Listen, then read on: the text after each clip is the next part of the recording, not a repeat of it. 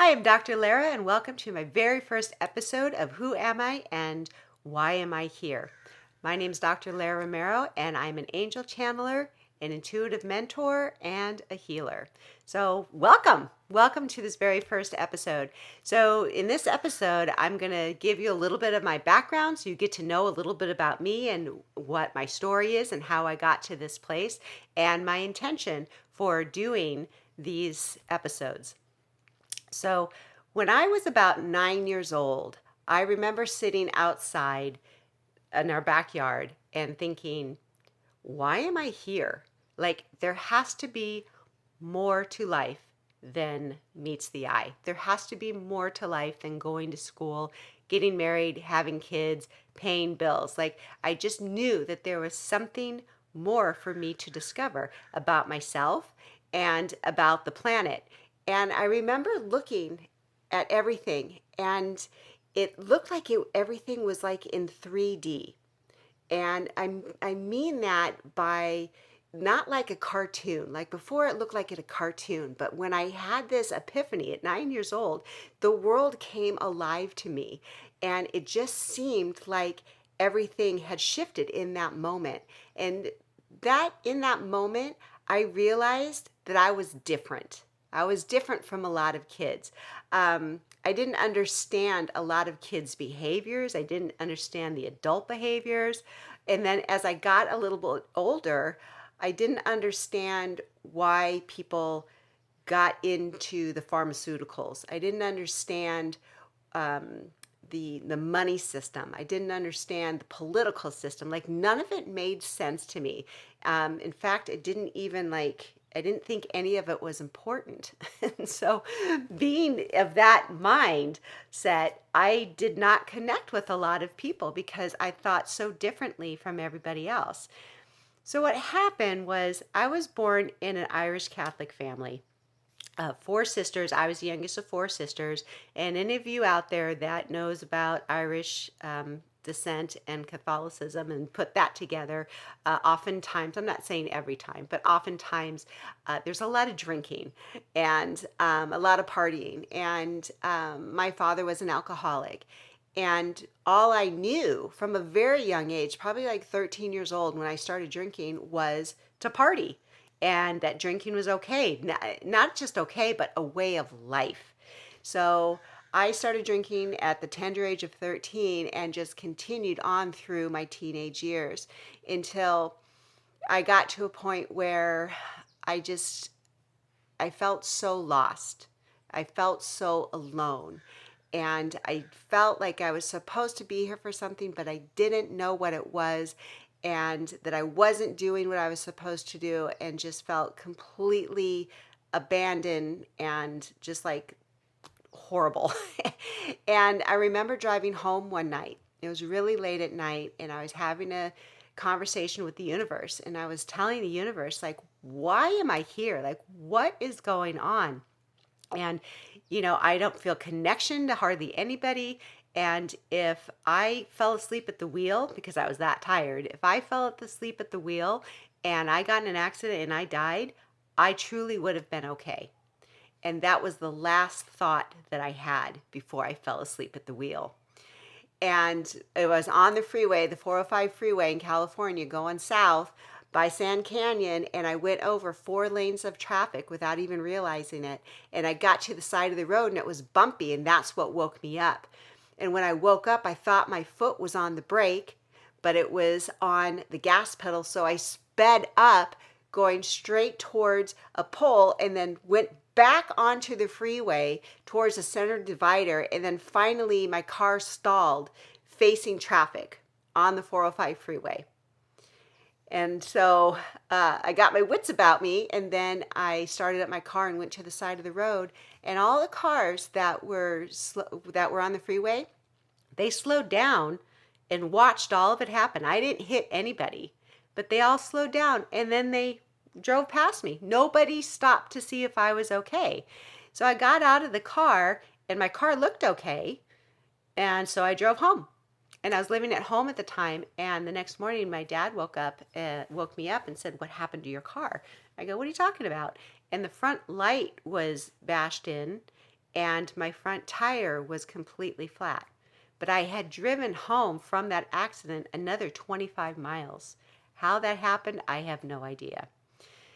So that was my wake up call. I survived. I survived that incident and realized that I was here for a reason, that I did have a purpose. So I had that awakening, but it didn't stop me from partying still. I did that for a couple more years until I just got to the point where I was like, you know what? This is not conducive to having the life that I want. So I decided to quit drinking and partying and decided to go on my spiritual path of self awareness and awakening. And in doing that, I discovered metaphysics, which was it's the study of energy and the chakras and Psych K and breath work and all of this exciting stuff. So it was really exciting for me to know about these things, but there was something else pushing me forward, and that was me realizing that I needed to clean up my life. There was a lot of resentment I had against my father, against my family. There's a lot of like self-hatred that I had. And so I discovered all these different modalities, and I actually found people that did those modalities, and they worked with me. And in return, I learned those modalities. And when I got rid of the heavy stuff, the trauma, the resentment, the hate, the self-hatred, all of that, when I released a lot of that stuff, it opened me up to angelic energy, to my intuition. And so there wasn't one thing that really stuck out at me of how I developed what I have. But there was one time I did have a session with a shaman, and she asked me, she goes, "Do you know what you do?" And I'm like, "No. Can you tell me? Please tell me what I do, because I have no idea." Because I would walk with my friends around the park, and I always had kind of like a counseling energy around me. So I would walk with my friends around the park and, give them counsel or whatever, and they'd come back to me a couple weeks later, and they say, "You won't believe what just happened. This completely shifted. What you said was going to happen happened." And they're like completely flabbergasted, as I was too. But I knew something was going on, because souls were starting to come to me, and like these, not voices, but intuition started coming, and I started following the intuition, and then things started happening. So I had this session with the shaman who asked me, "Do you know what you do?" And I'm like, "No, tell me. Please tell me what I do." And she told me that with the energy that I'm channeling, it's angelic energy, but it's also a different kind of energy from the universe. Is my purpose here is to help people be in alignment with their soul's path. So basically, with sessions that I do, I crack people open. I pull them out of the illusion that they're in and restructure them on a cellular level that puts them in alignment with their soul's path. And I was like, "Oh, okay, that's pretty cool." So once I discovered that I was doing that, then I learned other modalities of like soul retrieval, and then past life regression, and all these different things. So that's how I got to be where I'm at. A lot of it is natural talent that I discovered that I had, but a lot of it also was learned as well. So I've been doing that for probably the last 20 years, is helping people get on their soul's path to do what it is they're here to do. And I wanted to do these episodes because I want to help other light workers. I want to help other healers get themselves out there, because I'm telling you, this is not an easy path. It really isn't. The easy path is to go get a job and make money and just do your thing and live an unconscious life. And I'm not saying that people doing that is a bad thing. That's not what I'm saying. What I'm saying is that it takes courage to have self-reflection. It takes courage to move forward knowing that you have talents that can help humanity.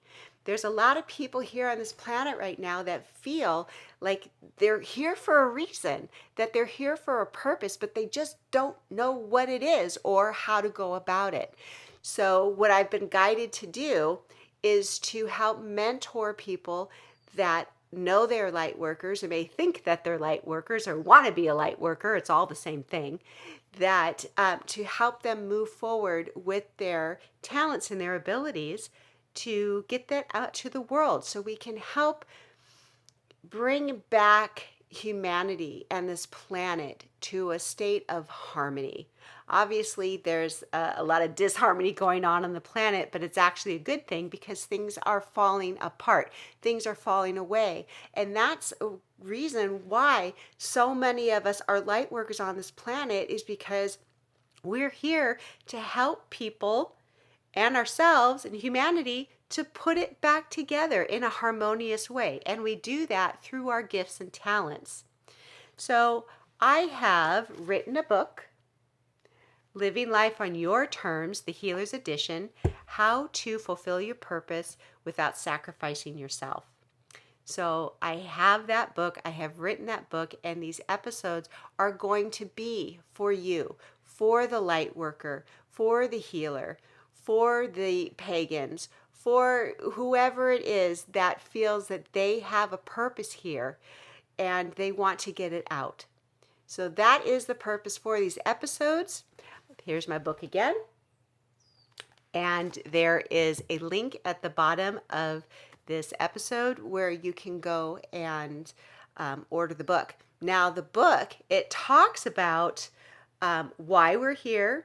It talks about our path of shedding all of these layers, the things that we go through as light workers. And then it also helps you develop a path to getting that out into the world. So that's what these episodes are going to be about. And it's about supporting you because your energy is appreciated here on this planet, and it's also needed. So it's so needed, and the time is now for the light workers and the healers to step forward and fulfill our purpose. This is why we're here. And my intention is to help you let go of your fears, to help you build your courage and confidence, to help you gain clarity so that you are able to live your life that's full of value, purpose, meaning, love, prosperity, and vitality. Because we are valued. We are valuable as light workers. And we need to start acting like we are valued, because giving our energy away all the time and depleting ourselves is not going to work. So this book and these episodes, they help us to live our life on our terms so we can serve humanity in the best way that we can while living an abundant, prosperous, and beautiful life. So thank you for being here. Thank you for listening to my story. Once again, I love comments. I want to hear who you are, what you're about, what your intention is, what your goals are. And if you have any questions about being a light worker or the path, please ask, put them in the comments, because I'll take those questions and I will answer them through these episodes. So thank you so much for being here and for listening and for shining your light. Many blessings. Until next time.